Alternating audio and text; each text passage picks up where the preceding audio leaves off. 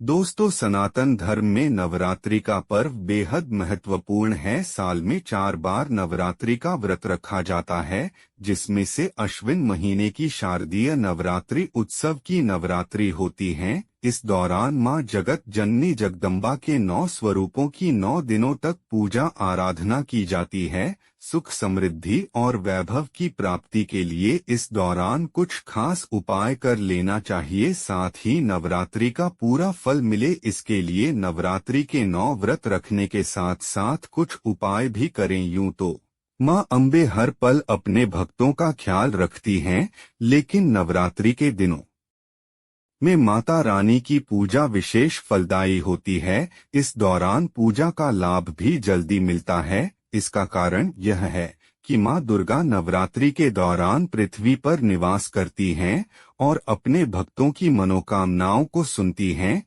कहा जाता है कि नवरात्रि के पावन दिनों में जहां जहां माता रानी की मूर्ति या तस्वीर सजाकर पूजा होती है, उन सभी जगह मां अम्बे निवास करती हैं और अपने भक्तों की पूजा प्रत्यक्ष स्वीकार करती हैं। इसलिए मां दुर्गा की कृपा पाने के लिए नवरात्रि को बहुत ही पावन माना जाता है।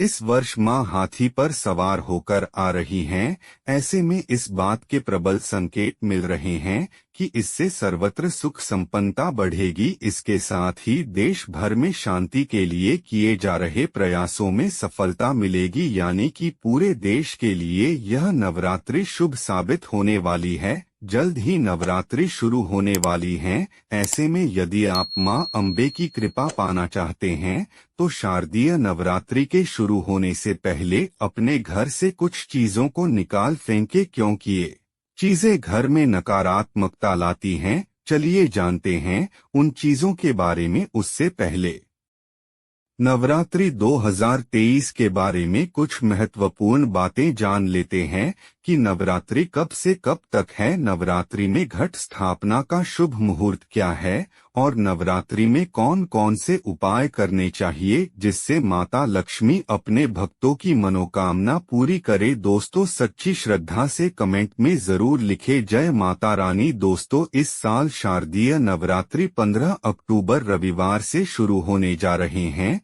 नवरात्रि की अष्टमी 22 अक्टूबर को और नवमी 23 अक्टूबर को मनाई जाएगी। इस 9 दिन के उत्सव का समापन 24 अक्टूबर यानी दशहरे के दिन होगा। शारदीय नवरात्रि सबसे बड़ी नवरात्रि में से मानी जाती है। शारदीय नवरात्रि के पहले दिन घट स्थापना की जाती है, जिसका एक मुहूर्त होता है। हिंदू पंचांग के अनुसार आश्विन माह की प्रतिपदा तिथि 14 अक्टूबर को रात 11:24 पर शुरू होगी और प्रतिपदा तिथि का समापन 15 अक्टूबर को रात 12:32 पर होगा। उदया तिथि के अनुसार शारदीय नवरात्रि इस बार 15 अक्टूबर को ही मनाई जाएगी। नवरात्रि पर कलश स्थापना का शुभ मुहूर्त। दोस्तों, पंचांग के अनुसार शारदीय नवरात्रि की प्रतिपदा तिथि को यानी पहले दिन कलश स्थापना का शुभ मुहूर्त 15 अक्टूबर को सुबह 11:48 से दोपहर 12:36 तक रहेगा। ऐसे में कलश स्थापना के लिए शुभ मुहूर्त इस साल 48 मिनट ही रहेगा। घट स्थापना तिथि रविवार 15 अक्टूबर 2023। घट स्थापना का अभिजीत मुहूर्त सुबह 11:48 से दोपहर 12:36 तक है। दोस्तों, नवरात्रि में मां दुर्गा के पधारने से पहले घर की अच्छी तरह से साफ सफाई की जाती है। ऐसा कहते हैं कि साफ सफाई के बिना घर में देवी की उपासना का शुभ फल नहीं मिलता है। नवरात्रि से पहले साफ सफाई में कुछ खास चीजें भी घर से बाहर निकाल देनी चाहिए। घर में इन चीजों का रहना बहुत अशुभ माना जाता है। आइए जानते हैं उन चीजों के बारे में। नंबर 1, खंडित मूर्तियां। अक्सर खंडित या खराब देवी देवताओं की मूर्ति को हम घर में एक तरफ को रख देते हैं, लेकिन वास्तु में इन्हें अशुभ बताया गया है।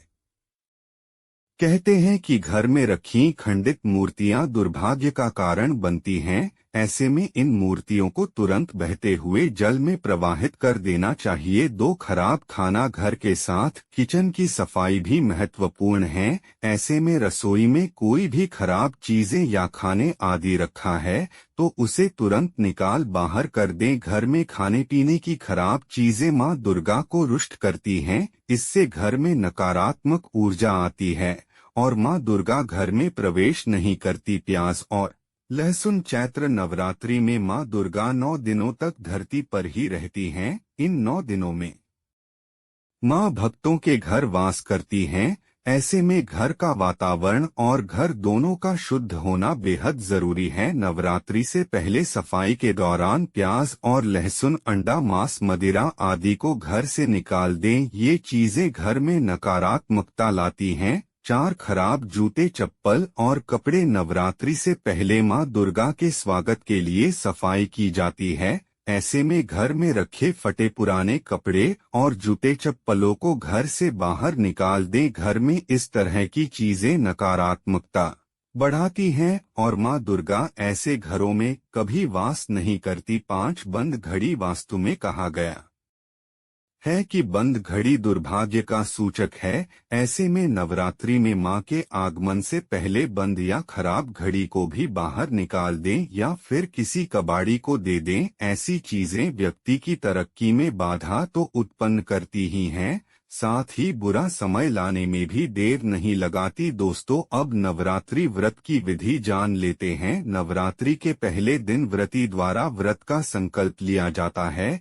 इस दिन लोग अपने सामर्थ्य अनुसार 2, 3 या पूरे 9 दिन का उपवास रखने का संकल्प लेते हैं। संकल्प लेने के बाद मिट्टी की वेदी में जौ बोया जाता है और इस वेदी को कलश पर स्थापित किया जाता है। हिंदू धर्म में किसी भी मांगलिक काम से पहले भगवान गणेश की पूजा का विधान बताया गया है और कलश को भगवान गणेश का रूप माना जाता है, इसलिए इस परंपरा का निर्वाह किया जाता है। कलश को गंगाजल से साफ की गई जगह पर रख दें। इसके बाद देवी देवताओं का आवाहन करें। कलश में 7 तरह के अनाज, कुछ सिक्के और मिट्टी भी रखकर कलश को 5 तरह के पत्तों से सजा लें। इस कलश पर कुल देवी की तस्वीर स्थापित करें। दुर्गा सप्तशती का पाठ करें। इस दौरान अखंड ज्योति अवश्य प्रज्वलित करें। अंत में देवी मां की आरती करें और प्रसाद को सभी लोगों में बांट दें। 9 दिन तक रोज सुबह मां दुर्गा की पूजा करें और शाम के समय भी आरती करें। साथ ही मां दुर्गा को उनकी पसंद के फूल, मिठाइयां भोग अर्पित करें। नवरात्रि में मां दुर्गा को लाल वस्त्र अर्पित करना बहुत शुभ माना जाता है।